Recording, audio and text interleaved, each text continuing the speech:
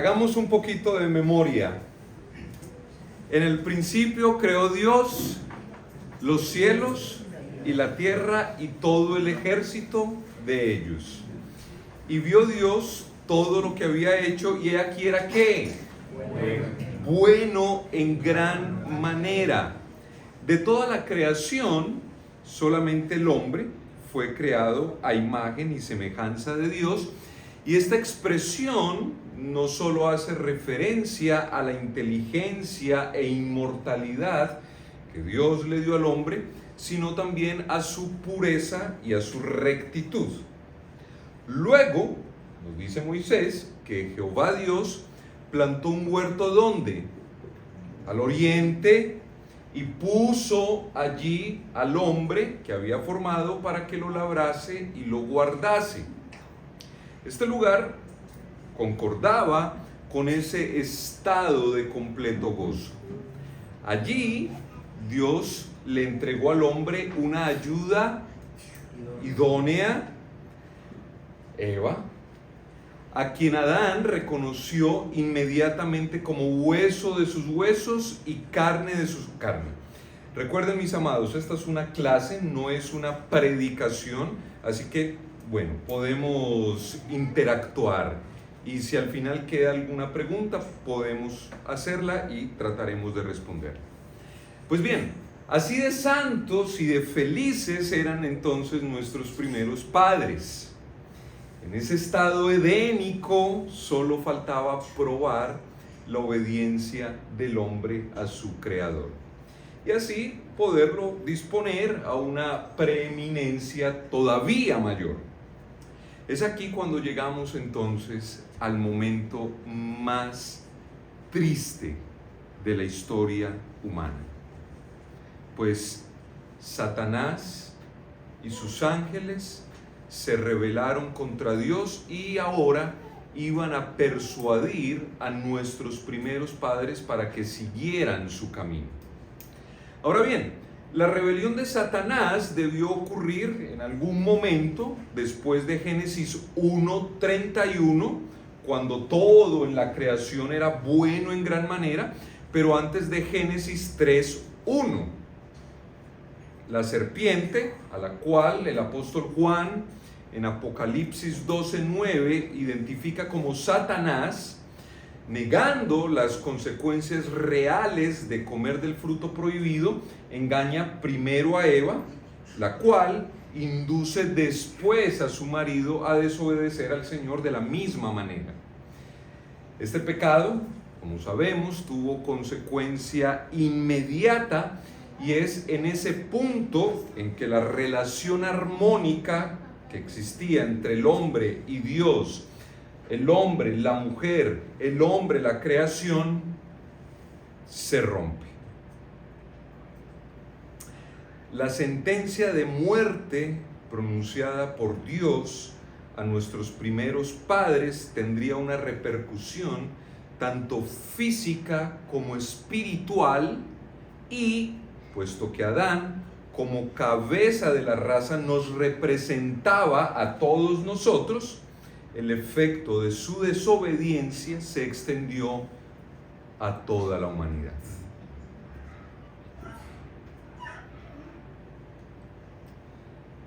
Pero Dios, que es rico en misericordia, por su gran amor con que nos amó, no abandonó al hombre para que pereciera en su pecado.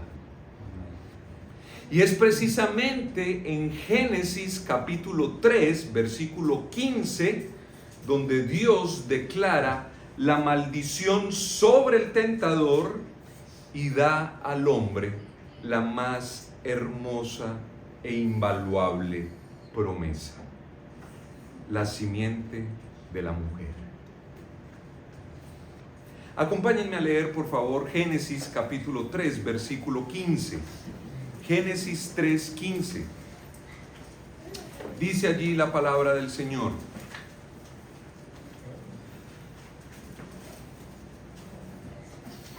Génesis 3:15. y pondré enemistad entre ti y la mujer, y entre tu simiente y la simiente suya.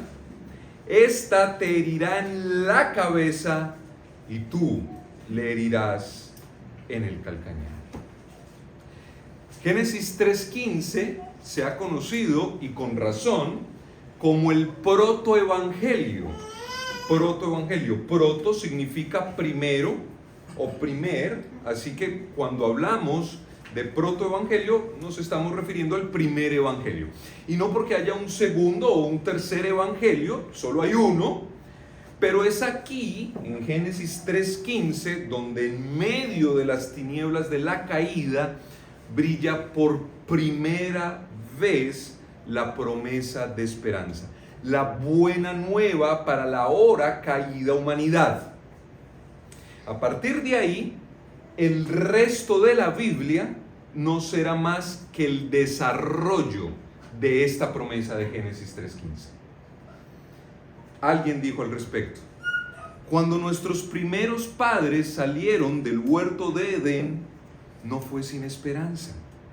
Se llevaron la promesa de un redentor y la seguridad de la derrota final del gran enemigo. Así, los fundamentos de la vida cristiana fueron establecidos en el paraíso. Fin de la cita. Pero, ¿cómo sucedería esto? ¿Qué implicaciones tiene no solo para nuestro estado eterno, sino también para nuestra vida aquí y ahora? Pues bien, esa es la pregunta que trataré de responder a través de un breve recorrido por la palabra de Dios. Por lo que vamos a considerar en primer lugar las dos simientes. Las dos simientes. Como vimos, Génesis 3:15 predice la hostilidad, la guerra entre dos simientes. Y esta expresión nos sugiere en un sentido espiritual la realidad de dos líneas de descendencia. Por un lado, la simiente de la mujer, es decir, los hijos de Dios, y por el otro lado, la simiente de la serpiente, es decir, los hijos de Satanás. Exactamente. Este concepto de dos familias opuestas entre sí es sumamente importante y va a cruzar la Biblia de principio a fin. Lo vemos, por ejemplo, en Caín y en Abel. En Faraón tratando de aniquilar a los hijos varones de Israel. En Amán Agageo, ¿recuerdan la historia? Y Esther. Hasta Juan el Bautista y Jesús, quienes denunciaban a los fariseos y a los saduceos llamándoles generación ¿de qué? De víboras. Sin embargo, aunque es cierto que la simiente de la mujer se refiere a los hijos de Dios, por encima de todo eso es una referencia a Cristo. Y esto podemos, por supuesto, verlo hoy claramente, debido a que tenemos a nuestro alcance la revelación completa de Dios en su palabra. Tenemos todos los libros. No obstante, esta luz no brilló siempre con el mismo esplendor, sino que poco a poco fue haciéndose más resplandeciente. Veamos panorámicamente cómo esta sentencia promesa de Génesis 3:15 fue pasando de ser una tenue antorcha hasta convertirse en la plenitud del tiempo, en el sol de justicia que sobre sus alas nos trajo la salvación. Veamos el juicio a la serpiente en el Antiguo Testamento. Ese sería nuestro segundo encabezado. El juicio de la serpiente o a la serpiente en el Antiguo Testamento. Si recuerdan, Dios le dice a la serpiente en Génesis 3:15 parte B que esta, la simiente de la mujer, le herirá ¿En dónde? En la cabeza, exactamente. Y esa imagen, la de una cabeza herida o un cráneo aplastado, va a ser un hilo conductor a lo largo de toda la escritura. Y aunque no se usen exactamente las mismas palabras de Génesis 3:15, la alusión a esa escena es innegablemente clara. Veamos algunos ejemplos de eso. Miremos Números, capítulo 24. Números 24, versículos 14 y 17. Números 24, 14 y 17. Aquí Balaam, todos recuerdan esa historia muy conocida, quien había sido llamado por el rey Balac para maldecir al pueblo de Israel, profetiza lo que los israelitas le harían al pueblo de Balac.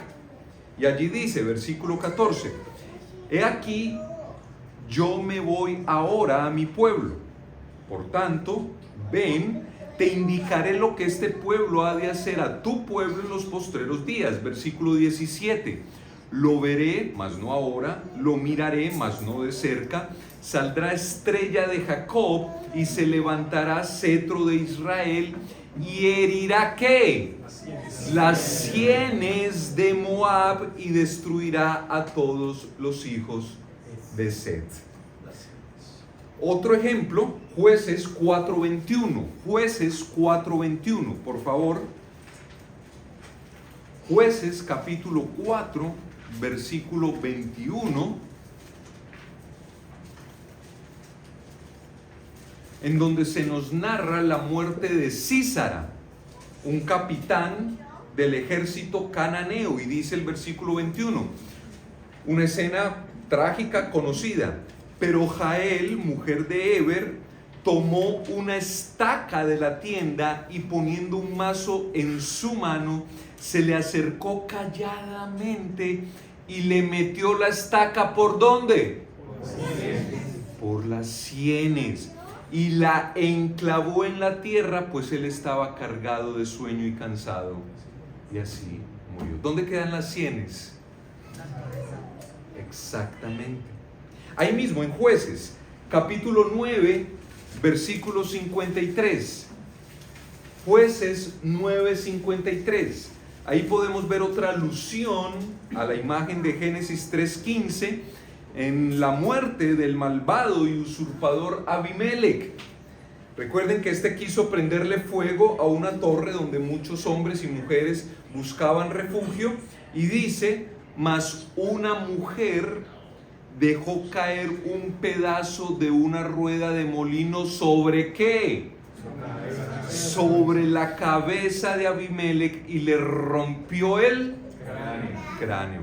Ahora acompáñenme rápidamente, Salmos 68, versículos 20 y 21. Salmos 68, 20 y 21. Dice allí este precioso salmo. Salmo 68, 20 y 21. Dice, Dios, nuestro Dios, ha de salvarnos, y de Jehová el Señor es el librar de la muerte. Ciertamente Dios herirá ¿qué? La cabeza de sus enemigos, la testa cabelluda del que camina en sus pecados. ¿Pueden ver claramente la alusión? Hasta ahora hemos visto un texto del Pentateuco, dos textos de un libro histórico y uno de un libro poético. Leamos dos textos más ahora de una sección profética del Antiguo Testamento. Isaías 28:3. Isaías 28:3. Este versículo hace parte de la profecía de Isaías a esa Samaria orgullosa y de malas pasiones, poco antes de haber sido sitiada por los ejércitos de Asiria. Y dice allí, Isaías 28:3, ¿con qué? será pisoteada ¿qué? La corona de soberbia de los ebrios de Efraín. Pies, ¿y dónde se pone la corona? En la cabeza. Y para terminar nuestro recorrido, leamos un precioso pasaje profético del último libro del Antiguo Testamento. ¿Cuál es el último libro? Malaquías, muy bien. Malaquías capítulo 4, versículos 1 al 3. Malaquías 4, 1 al 3. Dice allí: porque he aquí viene el día ardiente como un horno, y todos los soberbios y todos los que hacen maldad serán estopa. Aquel día que vendrá los abrazará, ha dicho Jehová de los ejércitos, y no les dejará ni raíz ni rama, mas a vosotros los que teméis mi nombre, nacerá el sol de justicia, y en sus alas traerá salvación, y saldréis y saltaréis como becerros de la manada. Versículo 3, hollaréis o pisotearás a los malos, los cuales serán ceniza bajo las plantas de vuestros pies. En el día en que yo actúe, ha dicho Jehová de los ejércitos.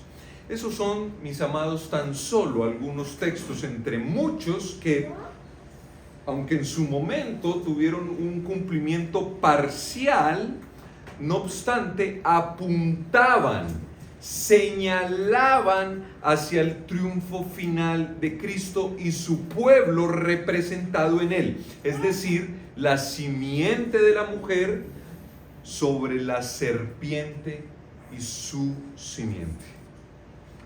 Y como pudimos ver, todos ellos emplean un lenguaje que evoca, que nos hace pensar en la maldición promulgada por Dios sobre Satanás en Génesis 3:15. Es por eso que como cristianos debemos leer siempre el Antiguo Testamento a través de los lentes de Cristo. Amén.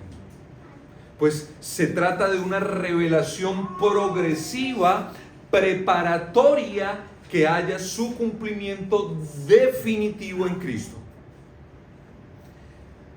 Habiendo considerado estas anticipaciones del juicio de Dios a la serpiente en el Antiguo Testamento, pasemos ahora a ver el juicio de la serpiente en el Nuevo Testamento. Y ese será nuestro tercer encabezado: el juicio a la serpiente en el Nuevo Testamento.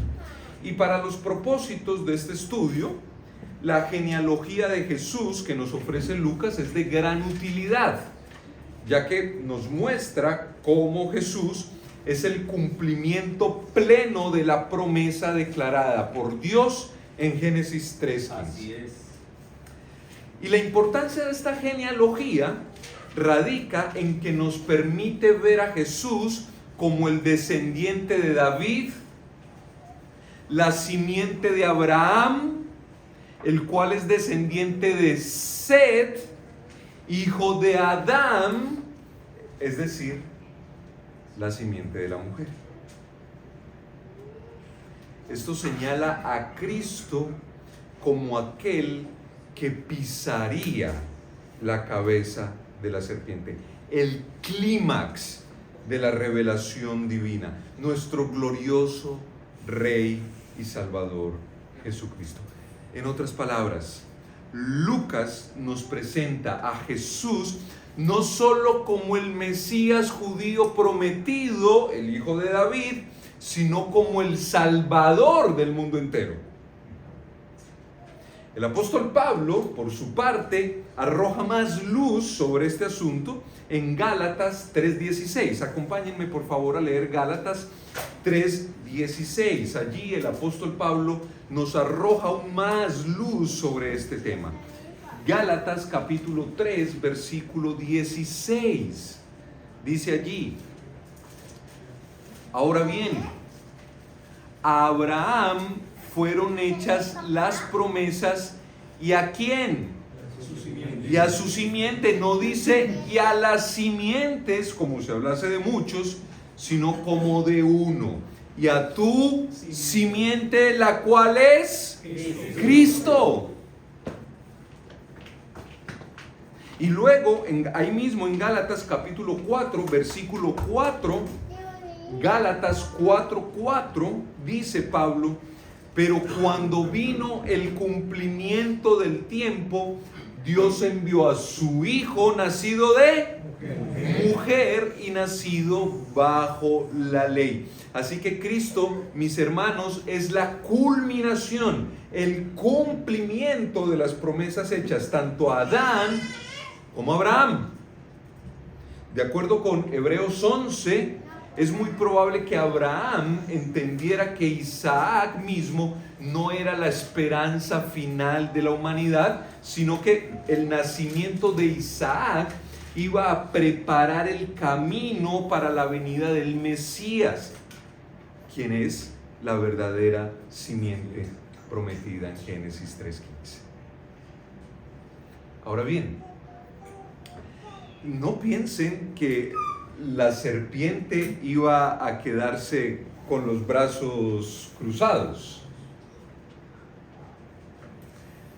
A partir del mismo momento en que Dios anuncia su sentencia promesa, Satanás enfiló sus tropas para impedir el cumplimiento del juicio que había sido promulgado sobre él. Vemos cómo, por ejemplo, Caín mata a Abel. Pero Dios da sed. Mientras Faraón más oprimía al pueblo de Israel, ¿qué dice la palabra? Dios más los multiplicaba y finalmente los libera de tal opresión con gran poder y gloria. Amán, a quien Esther llama el enemigo y el adversario, siendo usado por Satanás, procuró exterminar a todos los judíos. Pero Dios nuevamente frustra los planes de la serpiente de tratar de cambiar el curso de la historia de la redención, y así Amán termina ahorcado en la misma horca que él había hecho para Mardoqueo. Vemos luego cómo Dios guardó a David de todos sus enemigos, y del mismo modo, ya en el Nuevo Testamento, cuando Herodes mandó a matar a todos los niños menores de 2 años que había en Belén y en todos sus alrededores, siendo Jesús el blanco de ese ataque, de esa conspiración asesina, Dios lo guarda enviando su ángel para advertir a José que debía huir a Egipto hasta que los que procuraban matar al niño hubiesen muerto. Mis hermanos, los planes de Dios no pueden ser frustrados. Nuestro buen Dios no solo conoce lo que pasará en el futuro, sino que también controla la historia humana y la dirige hacia el fin que Él mismo ha determinado. ¿Cristo nació para morir? Sí, mas eso tendría lugar en el tiempo señalado por Dios, ni antes ni después. Y fue precisamente en la cruz donde la sentencia promesa de Génesis 3:15 fue cumplida plenamente. Fue en la cruz donde nuestra redención fue consumada a través del juicio a la serpiente. Fue allí donde la serpiente mordió el talón de la simiente de la mujer y la simiente de la mujer pisó la cabeza de la serpiente. Satanás solo podía herir el calcañar de Cristo, es decir, solo podía causarle sufrimiento. Pero Cristo aplastó la cabeza de Satanás. En otras palabras, lo destruyó con un golpe mortal. Alguien dijo, en la vida de Cristo sobre la tierra vemos la resistencia de Satanás y sus intentos de destruirlo. En la cruz vemos a un tiempo al Cristo herido y a Satanás con la cabeza aplastada, ya que Cristo murió y resucitó para triunfar sobre todos sus enemigos, que son también nuestros enemigos.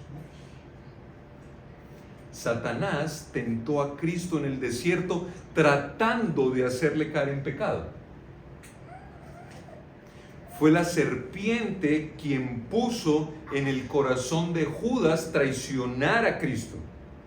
Fue la serpiente la que puso en el corazón de los principales sacerdotes el procesarle, en el de los falsos testigos el acusarle y en el de Pilato el condenarle, y todo eso con el único propósito de arruinar la promesa de salvación al destruir al Salvador. Pero, por el contrario, fue precisamente por medio de su muerte que Cristo destruyó al que tenía el imperio de la muerte, esto es, al diablo. Cristo sufrió y murió en la cruz, pero resucitó de entre los muertos, victorioso sobre el pecado, sobre el infierno y sobre Satanás. ¿Ven la unidad temática de la Biblia de principio a fin? ¿Ven la perfecta unidad de las Escrituras alrededor de su tema central, es decir, la simiente prometida, Jesucristo el Salvador? Ahora bien, ¿qué implicaciones tiene estas verdades para nosotros aquí y ahora? Pues bien, como hemos visto, Cristo ha cumplido la promesa de Génesis 3:15. Él, y no Satanás, es el vencedor. Por lo tanto, si hemos venido a Jesús en arrepentimiento y fe, si le hemos confesado como nuestro Señor y Salvador, entonces somos copartícipes con Cristo en el aplastamiento de Satanás. Somos también conquistadores, pero en Él, no por nosotros mismos. En otras palabras, hacemos parte de la simiente de la mujer y, en consecuencia, participamos de la victoria de Cristo sobre la serpiente.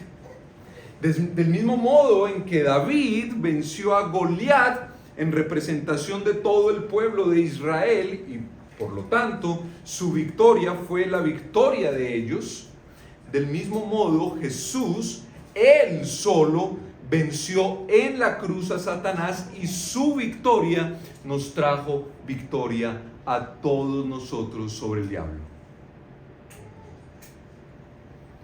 No obstante, visto con ojos humanos, la victoria de Cristo en el Calvario pudiera parecer irreal a causa de toda la tragedia y toda la confusión que vive el mundo hoy en día.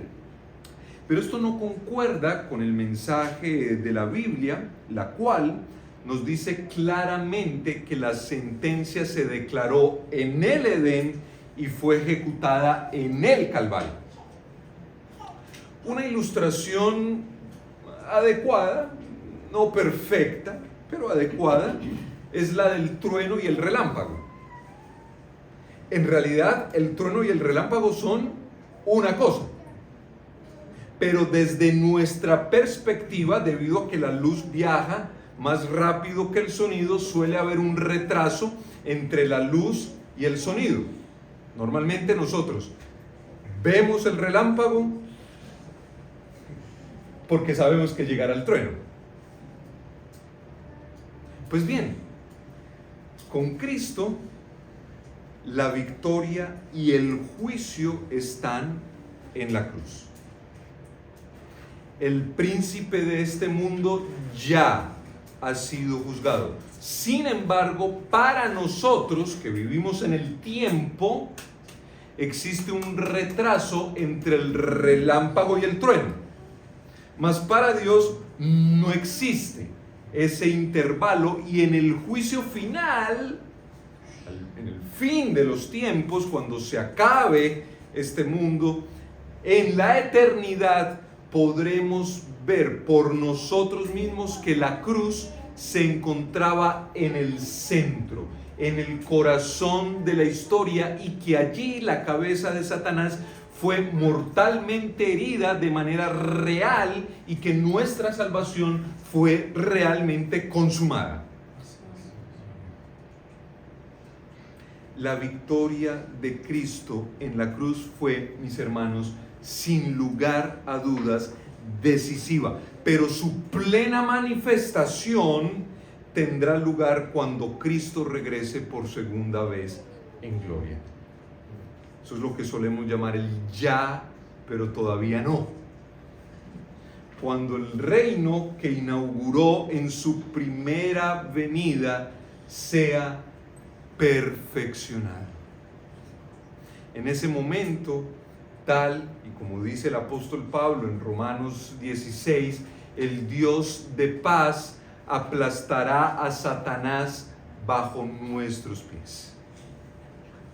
Al respecto, John Stott comenta: Dios lo arrojará debajo de los pies de ustedes para que puedan aplastarlo.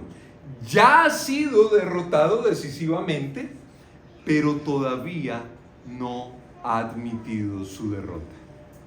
Fin de la cita.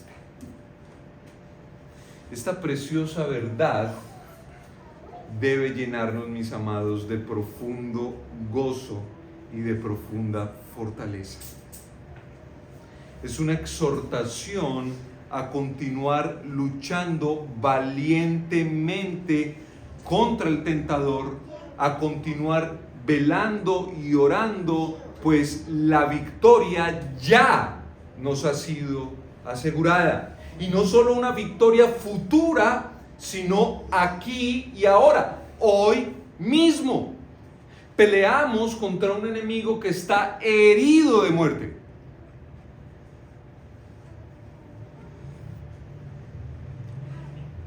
Pero también debe llenarnos de profunda gratitud, pues la verdad es que, mis amados, tú y yo merecíamos que nuestra cabeza fuese aplastada con la de Satanás y los incrédulos,